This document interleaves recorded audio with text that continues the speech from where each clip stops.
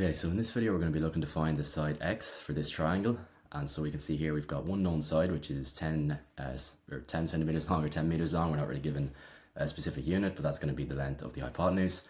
And then we're going to be looking to find this side x over here on the right, which is going to be opposite this angle of 22.5 degrees. So I've just written down this word that we use to remember which trig identity to use in any situation.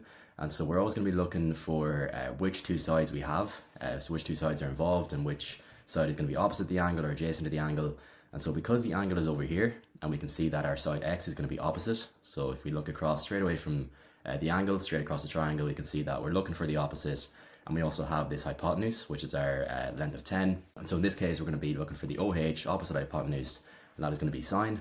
And so we know that the sine of the angle, which we know is going to be 22.5 degrees, is equal to the opposite over the hypotenuse. So that's going to be x, which is the unknown, over 10. And what I always do when we have the unknown on top of the fraction is I just immediately multiply across by the number on the bottom. So we end up with x is equal to 10 times sine of 22.5. And so that's going to be the quantity we plug into our calculator, so we can find that now. And so when we plug that in, we're going to get a value of 3.83. So that is going to be the length of x. So I once again just using our SOHCAHTOA rule to figure out which identity to use, and then just simply using the sine of the angle to find the length of x, which is going to be 3.83. So that's going to be it for this question.